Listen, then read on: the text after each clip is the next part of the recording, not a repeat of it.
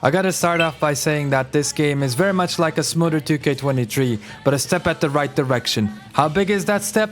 You decide after I tell you everything I observed. Presentation is still awesome. LA Knight, for example, has got a new model and his voice line for the LA Knight "Yeah" taunt. Crowd also chants it during his entrance. 3 Stratus has a brand new awesome looking model. We've been asking for it for so many years. Same goes for Io Sky. Completely different looking face now. Bianca Belair looks way better than she ever did. Ultimate Warrior, finally a new attire and a new look for Ultimate Warrior. Becky Lynch looks better than ever. Sami Zayn with his long hair and very big beard. Seth Rollins looks the best that he ever did. It's insane. And Bayley. I don't know what happened with Bayley. Roman still has his big dog entrance when you make him come out alone with a championship, which makes me really sad. But on the bright side, the referees are now real life people and their models look great. They definitely got updated animations from the way they walk to the way they count. They got a facelift, most likely because of the inclusion of special guest referee mode. And it looks like they count faster as they did back in 2K14, 2K15, which I love. It was one of my biggest complaints. On their websites and in all their marketing, they said they revamped the facial expressions this year. And from what I've seen so far, that's absolutely correct. Especially when you look at the entrances, all the facial expressions look just right and natural. I love it. It's a huge improvement. Speaking of entrances, they look as good as ever with the enhanced camera angles and tricks they introduced the last 2 years, but the only new one I came across is the Rhea Ripley Championship entrance that I can remember. Maybe Zelina Vega also has a new entrance. I feel like Kevin also has an updated entrance, but I can't tell. Meanwhile, the majority of the people like Cody, like Seth, has the exact same entrance from last year. That's okay, but as I mentioned before, Roman still doesn't have a Tribal Chief singles entrance, which feels super outdated. Just like the WWE 2K Showcase mode. Look at that transition. It's obvious that they put this mode in the game, as always, solely for marketing purposes, as we have the greatest tech of all time back in it, man. I'm talking about the Slingshot tech. You know, the one that cuts to real life footage, so they don't have to do the actual work of animating these cool moments in the game, which is like the only appeal of the showcase mode anyways. So obviously this mode is kind of pointless. You have awkward, low quality, royalty free music during the gameplay sections playing on the background with zero commentary. And Corey Graves speaks over the real life sections and cutscenes, so you don't even get to hear the original audio. It's just lazy, let's call it what it is. But at least the unlockables should be good. You got matches like Rick Rude versus the Ultimate Warrior from WrestleMania 5, Charlotte versus Rhea Ripley, and Roman Reigns versus Cody from last year, including 18 other WrestleMania matches. And more on the trend of disappointments, the commentator team remains the same as last year, so we still got Corey, Cole, and Byron freaking Saxon on the team. And the announcer is the same one that we had in 2K23, aka no Samantha Irving, at least for now. But the titles look great. You got the undisputed WWE Championship, Rhea Ripley's World Heavyweight Championship, looking very pristine. While the UI itself is updated here and there, the menus look a little better, they look a bit more polished, but not insanely different than last year's game. The numbers when the referee is counting for a pin or doing a count out have a different font with black splashes of paint or whatever you may want to call them behind them. The stun meter also had a small touch up, while the wrestler HUD remains almost 100% the same. Last but definitely not the least part for the presentation is the alternate ramp camera angle that you can switch to anytime during a match by going into the options. You can also do this outside of a match, and that way every single match will always start with this new ramp camera view. With this new angle, you're able to see the stage a lot more, which will make the arena you play at 10 times more meaningful. I mean, when I look at the gameplay with this angle on, it just really gives me that old Here Comes the Pain type vibe, which I'm all for, by the way. Same goes for the Royal Rumbles. You're seeing some gameplay right now, and by the way, huge shout out to all the creators for going out there and getting this footage. I've gone ahead and credited each and every single one of them in the description. They all have awesome videos. They're all awesome 2K creators, so you should definitely go ahead and give them a watch after this video. But as you can see, when people get eliminated, they just teleport out of the arena as they get really close to the Titantron. Also, everyone gets into the ring with a goofy running animation. direction and in the exact same way too. But still, I love that they gave us this option in the first place, and I'm sure in the future games they will add some varied animations for rumble entrances and a better way to mask people leaving the arena once they get eliminated. What's way cooler is whenever you're watching an AI versus AI match, now you can do everything you could do in the highlight reel with the camera last year, but as the match is going on live. Meaning you can just switch between tons of different camera angles, including the new ramp camera angle, or just use the free cam and your imagination and just do the craziest angles. You can set some favorite angles, and using the D-pad you can switch between them really quickly if you want. I don't know if you remember how disappointing the spectator mode in WWE 2K22's MyGM was. Well, this is basically that, but done in the right way. And yes, just to make sure this isn't restricted to MyGM this year, you have this mode in exhibition matches too. And honestly, this has got to be one of my favorite features of the year. So a couple of small little notes I had about the camera is that whenever you dive off the top, the camera angle changes for a little bit and it looks sweet. I specifically saw this for the elbow drop animation, but I'm sure other animations also have the camera switching up here and there. And I'm not sure if this one is new, but when you go for the pin, now you get a different camera angle. There also seem to be one or two new kick out reactions and also celebrations right after you get the pin, which are welcome additions. My goodness, I've been talking all this time and we haven't even gotten to the gameplay news yet. So let's start that off with the trade-off minigame. Everyone says that it happens only once a match, but BDE went up against Cody and in their match it happened twice. It was probably because they messed up the first instance, so the game was like, okay, here's a second chance. But in every other example, it's like what people said, it only happens once. And it can happen automatically when you reverse a strike or when you hold down X.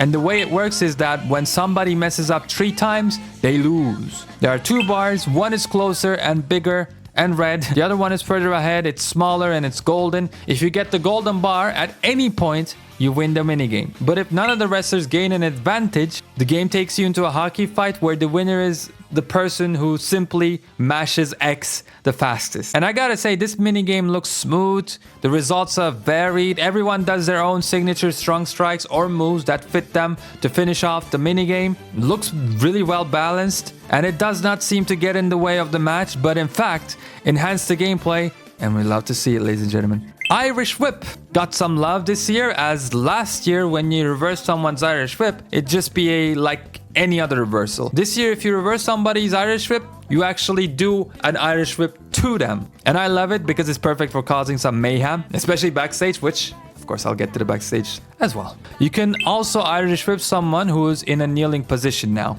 and the animation looks super fluent. Wrestlers using the ropes to get up, crawling to the corner, or automatically rolling out, those type of stuff, they make their return. But I think they gotta cut down on rolling out because it happens way too much. But more excitingly, you get to crawl a lot more in this game and go for that desperate cover, which is epic, man. In other words, they fixed the fatigued moves from last year, which didn't work too great. Now, any move you do which ends with you landing on your back will make you stay down for a bit if you have no stamina. So it could be a DDT in the middle of the ring, Randy Orton's DDT from the ropes, or an RKO, and the examples can go on and on and on. Another awesome addition, I'd say. Just a day or two ago, Brian Williams confirmed taking down the straps, which works the exact same way it did in 2K19. But additionally, the straps stay down even during the victory scenes now. Another thing that's making its return from 2K19 is the degrading face paint. I saw it in a match with the Ultimate Warrior. And to be honest, I'm not 100% sure it's in there, but there are rumors and I would be shocked if it didn't make a return. Some people spotted a Fiend t-shirt in the crowd, so that means he's probably going to have both of his versions in WWE 2K24 carry over from last year. One thing I caught, which must be brand new, is that now you can take off turnbuckle pads while standing on the apron. Isn't that pretty cool? That has to be new, right? Because I've never seen that done before. Blood is back and better than ever. Now it spills to wrestler's chest again, but also to the floor, whether in the ring or outside. The texture quality looks kind of bad though, I don't know why. Maybe they fixed it for the final release version. But yeah, this whole gore and blood thing is way better than last year. I don't think it worked properly last year. It was completely buggy. You can now get up and walk on the announce table. use the bottles on there as weapons. You can fight up there, do a suplex, a DDT, which won't break the table. Both those moves and all your stocks are reversible. You can still hit your finishers when you're up on the table. You can dive onto your opponent from the top of the table, and you can still dive on the table from the top rope from the ring as well. All right, let's keep on talking about the extreme. Let's talk about the weapons. As a matter of fact, you can now throw weapons, and pretty much all types of weapons besides one. You can also catch them midair with the counter button if somebody else is throwing weapons at you. There are returning types of weapons like trash can, broom, microphone. I say returning because, hey, these were all in the games at one point or another. But brand new weapons as well, like the Zelina's signature slippers, which is a weapon set specifically to her, so she can pull it out from under the ring whenever she wants. Other people like Triple H probably has their sledgehammers, right? And then A Knight can pull a microphone from under the ring. Of course, all these have new and unique taunts and also strike animations from the front and the back too, including some nice looking reversal animations as well. One of the features that I was iffy about were super finishers, but I think after seeing all the gameplay, they are pretty awesome. You need to build up 3 finishers to do one. They have this cool looking UI saying, oh, do a super finisher, and like the text is electrified. And when you do one, the screen kind of goes crazy and you cannot turn this effect off. I point this out because some people just don't enjoy having those effects and would love to be able to have the option to disable them. Those people, some of those people being me. As far as the moves we got for super finishers, we have Cody's Crossroads Trifecta, an amazing top rope stomp from Rollins, top rope brainbuster for Sammy, package pile driver for Owens, and believe me, so much more. And I love the fact that they all make sense. These are kind of like desperation moves, the biggest moves that you can pull off. So how you get to do them makes sense. What type of moves they are, they also make sense. It's great. I think it's 10 times better than the OMG moments, for example. Such a cool idea. And to make it even better, you can have up to 2 super finishers. And I believe up to 5 signatures and 5 finishers. So somebody over there at 2K played some AEW Fight Forever. And by the way, it was incredible to have this feature in Fight Forever. And it will definitely improve the movesets by tenfold in 2K24. And therefore the gameplay will be more fun. So an extremely welcome addition, man. Both the super finishers and the increased amount of finishers and signatures you can do. Side note, Rhea has a top rope riptide for her super finish, and she even does the non-PG pin afterwards, while her normal finisher animation is still that terrible painless looking one. I hope they change that. It'd be one thing if it looked brutal but outdated, but I think this is even worse. So yeah, that animation needs to go away. Backstage has seen some upgrades like a vending machine.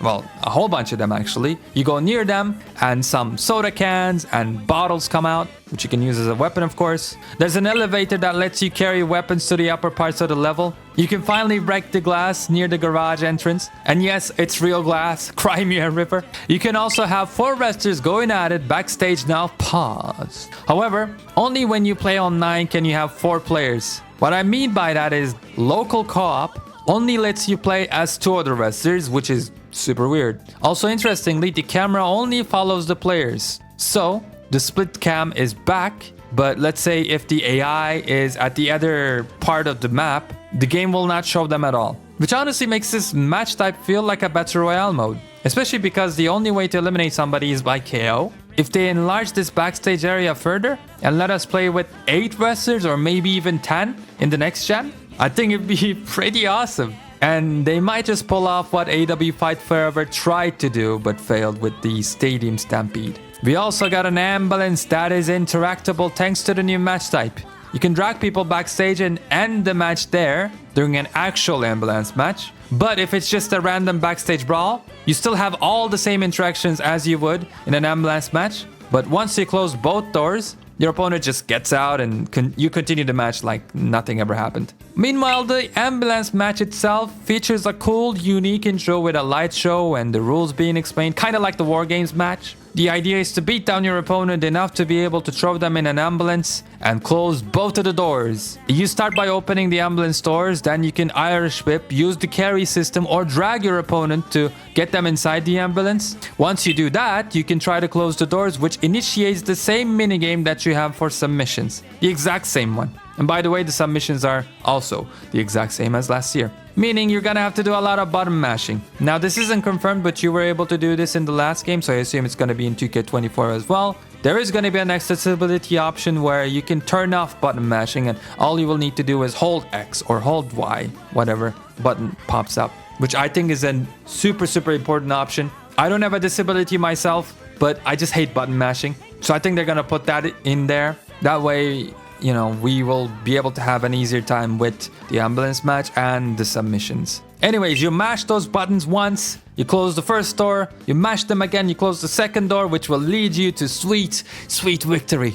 Alternatively, you can strike or grapple your opponent when they're leaning on the ambulance doorway to just cause some damage before you go for the win. Now, I've gotta say, the AI versus AI in this match type didn't seem good at all. They barely ever tried to win the match. It just felt like the devs didn't program the AI to win this match at all. But a couple of the content creators I watched said that devs already fixed this and this won't be an issue in the final release, which makes me smile warmly like the sun. The AI also loves to spam the hell out of weapon attacks just like they did in 2K23, so I hope the devs fix that too. Other than that though, these pesky buggers taunt a lot more, seem a lot more aggressive as well, and they challenge you even at normal difficulty. I've also noticed them using the top rope a bit more, and all of this is great to see. Both watching them fight each other or going against them yourself should be a lot more fun now, especially at legend difficulty. And there you have it. You should have believed me when I told you that this was going to be one of the most, if not the most detailed looks at all the content we've gotten so far for WWE 2K24. So I hope you got some enjoyment out of this. If you did, help me make more stuff like this with a like and a sub. And watch my first reaction for the 20+ minutes of WWE 2K24 ambulance match gameplay.